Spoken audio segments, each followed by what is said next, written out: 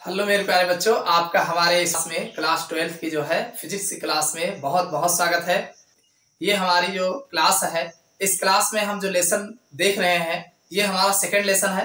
स्थिर वैद्युत विभव तथा धारिता ये हमारा सेकंड लेसन है। और सेकंड लेसन में जो है आज हम जो बात करने वाले हैं बहुत ही मोस्ट इम्पोर्टेंट टॉपिक को लेके आए हैं, जो आपके एग्जाम में अक्सर जो है खूब नंबर लगा के पूछे गए हैं। अक्सर ये बार बार जो है इस लेसन से अगर कोई क्वेश्चन उठता है तो सबसे पहले प्रायोरिटी जो होती है इसी क्वेश्चन की होती है और ये सबसे पहले पूछे जाते हैं। इसके बाद फिर कोई पूछा जाएगा तो और अदर पूछे जाते हैं।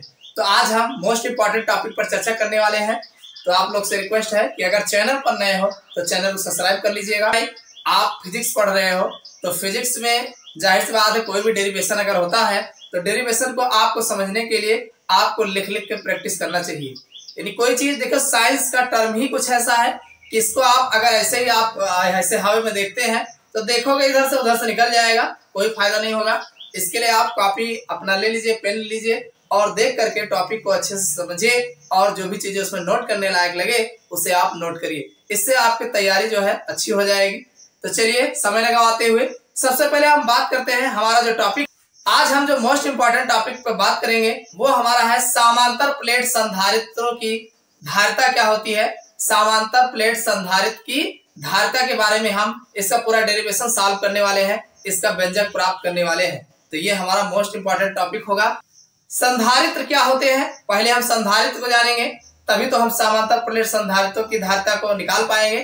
अब आपको संधारित्र नहीं पता है और चले वो समांतर प्लेट संधारित्र की धारिता निकाल ले तो कैसे संभव होगा। सबसे पहले हम बात संधारित्र की कर लेते हैं। ये संधारित्र क्या होते हैं इसको हम अच्छे से जान लेते हैं। देखो मेरे प्यारे बच्चों, अगर हम बात संधारित्र की करें, संधारित्र होते क्या है तो जान लीजिए। संधारित्र एक युक्ति है, एक सिस्टम होता है। क्या होता है? एक युक्ति है, सिस्टम है जिसमें चालक का बिना आकार बदले उस पर अधिक मात्रा में आवेश का संचय किया जा सकता है। यानी जो हमारा चालक होता है उसका हम आकार नहीं बदलेंगे, वो वैसे का वैसे ही रहेगा और बिना आकार बदले उस पर हम अधिक मात्रा में आवेश का संचय कर सकते हैं। कि जब किसी चालक को आवेशित किया जाता है, भाई मान लीजिए हमारे पास कोई चालक है, उस चालक को आवेशित करते हैं तो आवेशित करोगे तो जाहिर सी बात है चालक का आवेश विभव जो है बढ़ता जाएगा। यानी चालक का विभव बढ़ता जाता है, अर्थात आवेश जो होता है विभव के अनुक्रमानुपाती होता है। अरे भाई, किसी चालक को आप आवेश दे रहे हो तो जैसे जैसे आवेश आप देते जाओगे वैसे वैसे उसके विभव का मान जो है बढ़ता जाता है। तो यानी क्यों समानुपाती V होगा, यानी आवेश जो होगा विभव के अनुक्रमानुपाती होता है। यानी क्यों अनुक्रमानुपाती V हो जाएगा। अगर आप अनुक्रमानुपाती आप हटाते हैं तो Q बराबर CV हो जाएगा। C क्या है? एक जो है नियतांक है, चूंकि संधारित्र की बात कर रहे हैं कैपेसिटर, तो यह आपका Q बराबर CV हो जाएगा। अगर हम C बराबर निकालेंगे तो Q अपान V निकल के आ जाएगा। तो ये Q क्या है? आवेश है। और V क्या है? V हमारा जो है विभव है। तो आप कह सकते हैं कि किसी संधारित्र की जो धारिता है, C कौन है? C एक धारिता है, संधारित्र की धारिता है। यानी किसी संधारित्र की धारिता आवेश तथा विभव के अनुपात के बराबर होती है। यानी आवेश और जो विभव होता है इन दोनों के अनुपात के बराबर होती है। तो समझ में आ गया धारिता क्या होती है। भाई अगर हम संधारित्र की धारिता की बात करें तो संधारित्र जो होता है एक ऐसी युक्ति है। संधारित्र क्या है? एक ऐसी युक्ति है जिसमें चालक का बिना आकार बदले उसमें अधिक मात्रा में जो है आवेश का संचय किया जा सकता है। और जब किसी चालक को हम आवेशित करते हैं तो चालक का विभव जो है बढ़ता जाता है, अर्थात आवेश तथा विभव के अनुक्रमानुपाती होता है। यानी जो आवेश होता है वह विभव के अनुक्रमानुपाती होता है। यानी Q समानुपाती V या Q बराबर CV, C बराबर Q अपान V होता है। यानी इस प्रकार अगर देखा जाए तो हमारा जो किसी संधारित्र की धारिता होती है वो आवेश तथा विभव के अनुपात के बराबर होता है। इतना समझ में आ गया होगा। अब देखिए संधारित्र जो होता है एक ऐसी युक्ति होती है जिसमें दो प्लेट होती है। कितनी प्लेट होती है? हमारे पास दो प्लेट होती है ऐसे, और एक प्लेट को हम किसी स्रोत द्वारा जो है धनावेश लगाते हैं। एक प्लेट को हम जो है इस पूरी प्लेट को जो है हम धनावेश द्वारा जो है जोड़ते हैं। अब इसके धनावेश के कारण जो है दूसरी प्लेट पर जो है ये ऋण आवेश उत्पन्न हो जाता है। अब जो दूसरी प्लेट होता है, भाई पहली प्लेट को हम किसी स्रोत द्वारा जोड़ देते हैं और दूसरी प्लेट को हम पृथ्वी से जो है संपर्कित कर देते हैं। तो इसमें होता क्या है कि प्रथम प्लेट पर जब हम किसी स्रोत द्वारा धनावेश लगाते हैं तो द्वितीय प्लेट पर चूंकि प्रथम प्लेट के विपरीत ऋणावेश उत्पन्न हो जाता है, यानी यहाँ पर ऋणावेश उत्पन्न हो जाता है और ये ऋणावेश जो है चूंकि पृथ्वी से संपर्कित होता है तो नीचे जो है पृथ्वी में चला जाता है और जिसके कारण इसके विपरीत जो है धन आवेश जो है इस पर रह जाता है। भाई ऋण आवेश को समाप्त करने के लिए धनावेश भी उत्पन्न होता है, तो ऋण आवेश नीचे चला जाता है और धनावेश जो है उत्पन्न हो जाता है। तो इस प्रकार यहाँ पर इन प्लेटों पर धनावेश की मात्रा जो है बढ़ जाती है। तो इस प्रकार जो है प्लेटों पर संधारित्र की जो है धारिता जो है इसकी बढ़ जाती है। तो समझ में आ गया होगा कि संधारित्र क्या होते हैं। संधारित्र एक प्रकार की युक्ति है जिसपे दो प्लेटें होती हैं। एक प्लेट को हम किसी बाह्य स्रोत से आवेशित करते हैं और दूसरा प्लेट हमारा जो है पृथ्वी से संपर्कित होता है। समझ में आ गई बात। तो ये हमारा जो है संधारित्र क्या होते हैं इसके बारे में आप समझ गए होंगे। अब हम बात करेंगे समांतर प्लेट संधारित्र की धारिता का व्यंजक जो है किस प्रकार निकाला जाता है। देखो मेरे प्यारे बच्चों, अगर हम बात करें समांतर प्लेट संधारित्र की धारिता, तो समांतर प्लेट संधारित्र की धारिता में क्या होता है कि माना एक समांतर प्लेट संधारित्र है, यानी माना एक हमारे पास समांतर प्लेट संधारित्र है। ये हमारा समांतर प्लेट संधारित्र कैसा है, ये सामने इसका डायग्राम जो है बना हुआ है। तो जिसकी प्रत्येक प्लेट का क्षेत्रफल ए है, यानी जो दो प्लेटें इसमें लगाए हुए हैं दोनों प्लेटों का क्षेत्रफल जो है इसमें ए है। आगे कहा गया तथा दोनों प्लेटों के बीच की दूरी डी है, यानी इन दोनों प्लेटों के बीच की दूरी कितना है, डी है, यानी यहां से यहां तक की दूरी डी है। जबकि दोनों प्लेट विपरीत आवेश द्वारा आवेशित है, यानी दोनों प्लेटों पर आवेश अगर देखा जाए तो एक पर प्लस आवेश है तो दूसरे पर माइनस आवेश है। तो दोनों प्लेटों के मध्य वैद्युत क्षेत्र की तीव्रता, अब हम इन दोनों प्लेटों के मध्य जो है वैद्युत क्षेत्र की तीव्रता की बात करेंगे। तो वैद्युत क्षेत्र की तीव्रता जो होगा भाई ई बराबर, भाई वैद्युत क्षेत्र की तीव्रता जो ई बराबर होगा वो सिग्मा अपान एप्सिलॉन 0 होगा। क्या होगा ये, सिग्मा अपान एप्सिलॉन 0 होगा। ये दोनों प्लेटों के मध्य जो है वैद्युत क्षेत्र की तीव्रता ई बराबर सिग्मा अपान एप्सिलॉन 0 होगा। इतनी बात समझ में। अब ये जो सिग्मा होता है सिग्मा बराबर क्यू अपान ए होता है। सिग्मा बराबर क्या होता है भाई, आप कह सकते हैं प्लेटों पर आवेश का पृष्ठ घनत्व। भाई प्लेटों पर जो आवेश का पृष्ठ घनत्व होगा सिग्मा बराबर क्यू अपान ए होगा। अब ये जो सिग्मा की वैल्यू है यहाँ अगर उठा के रखते हैं तो ई बराबर हो जाएगा भाई क्यू अपान ए आएगा, क्यू अपान ए और एप्सिलॉन 0 हो जाएगा। इतनी बात समझ में आई। भाई इसको उठा के इन पर अगर रखते हैं तो ई बराबर क्यू अपान ए एप्सिलॉन 0 हो जाएगा। अब अगर देखा जाए तो प्लेटों के बीच वैद्युत क्षेत्र यानी इन दोनों प्लेटों के बीच जो वैद्युत क्षेत्र ई बराबर होता वो बी अपान डी होता है। यानी दोनों प्लेटों के बीच जो वैद्युत क्षेत्र होता है ई बराबर वी अपान डी होता है। और इसी को अगर ठीक करोगे तो v बराबर ईडी हो जाएगा। अरे v बराबर निकालोगे इधर आएगा तो v बराबर एडी। भाई इतना तो पता है v बराबर ईडी, तो यहाँ ये जो ई है इस ई की वैल्यू उठा के यहाँ रख देते हैं तो हमारा v बराबर भाई ई के जगह पे q अपान ए एप्सिलॉन 0 ये हो जाएगा और d ऑलरेडी है d ऊपर हो। इतनी बात समझ में आएगी नहीं भाई, कुछ हमने नहीं किया। v देखो यहाँ e बराबर v अपान डी होगा।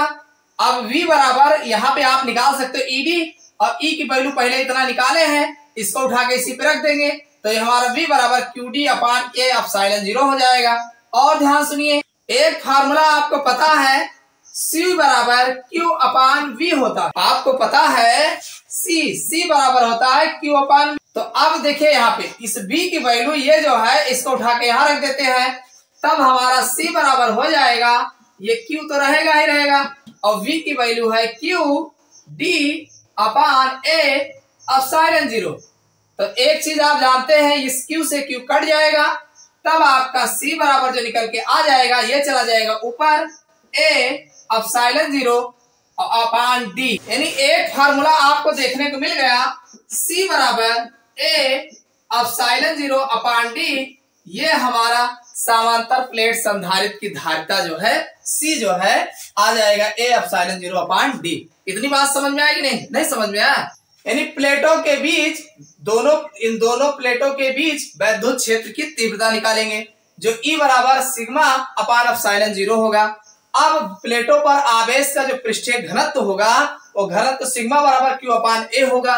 तो आप जानते हैं इस सिग्मा का मान यहाँ उठा के रखेंगे तो E बराबर Q अपान A एप्सिलॉन 0 बन जाएगा। और एक चीज पता है, प्लेटों के बीच वैद्युत क्षेत्र जो होता है E बराबर V अपान D होता है। तो अगर हम V बराबर निकालेंगे तो ED हो जाएगा, और V बराबर जब ED होगा तो E की वैल्यू इतना आया है, तो इस E को उठा के यहाँ रख देंगे, E की जगह पे इस E पर इसकी वैल्यू रख देंगे, यानी इस E को यहाँ पर अगर रख देंगे तो V बराबर Q upon D A epsilon 0 बन जाएगा। और हमें पता है कि संधारित्र जो C बराबर होता है Q अपान B होता है, तो C बराबर Q अपान B, तो C बराबर इस ये Q तो है ही है और V की वैल्यू इतना है, तो यहाँ B की वैल्यू उठा के बटे में रख देंगे, ये Q से Q कट जाएगा तो C बराबर A एप्सिलॉन 0 D बच जाएगा। यही हमारा समांतर प्लेट संधारित्र की धारिता जो है निकल के आ जाएगी। इतनी बात समझ में आई। एक बात और याद रखना, यह संधारित्र की दोनों प्लेटों के बीच कोई परावैद्युत पदार्थ भरा हो तो संधारित्र की धारिता माध्यम के परावैद्युतांक के गुणनफल के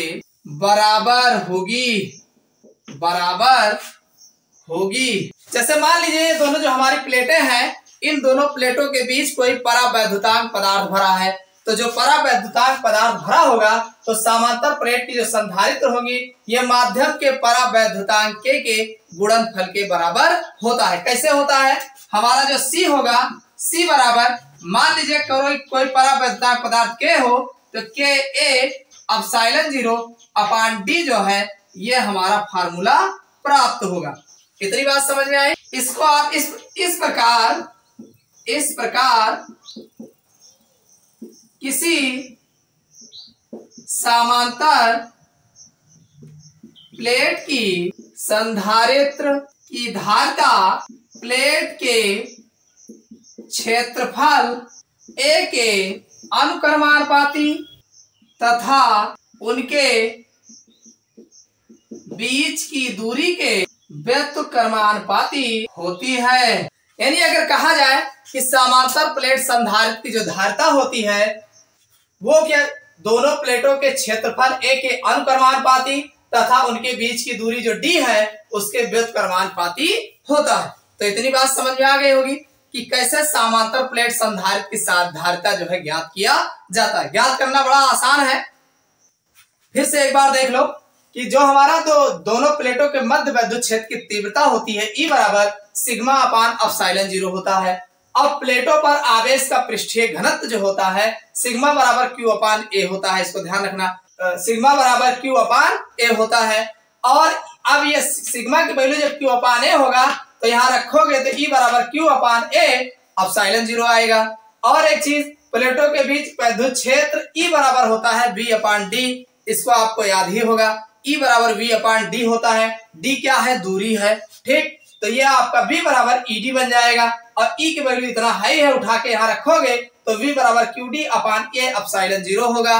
इतनी बात समझ में आई। और C बराबर Q अपान B होता है, ये आपको पता है, अच्छे से पता है कि C बराबर Q अपान B होता है। तो अब ये जो हमारा C बराबर Q अपान B है तो B की वैल्यू इतना बना के लाए हो, इसको उठा के इसी पे रखेंगे तो हमारा Q से Q कट जाएगा, C बराबर A एप्सिलॉन 0 D बचेगा।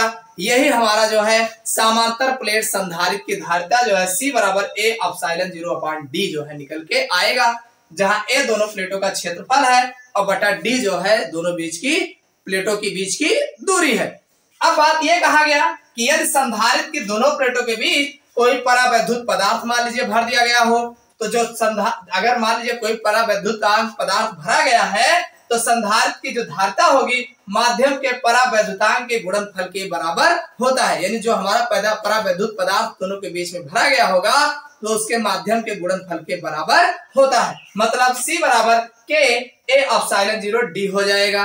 अब अगर इसके हिसाब से अगर ये देखा जाए कि समांतर प्लेट संधारित्र की धारिता क्या होती है, तो प्लेटों के क्षेत्रफल ए के अनुक्रमानुपाती तथा उनके बीच की दूरी के व्युत्क्रमानुपाती होते। तो उम्मीद करते हैं आपको समझ में आ गया होगा कि दो समांतर प्लेट संधारित्र की धारिता जो है किस प्रकार निकाला जाता है और इसका व्यंजक जो है किस प्रकार ज्ञात किया जाता है। तो उम्मीद करता हूं समझ में आ गया होगा। तो इस क्लास में बस इतना ही। अगर वीडियो आपको पसंद आया हो तो वीडियो लाइक अवश्य करिएगा और अपने दोस्तों के साथ शेयर करिएगा। फिर मिलते हैं अगले नए टॉपिक के साथ।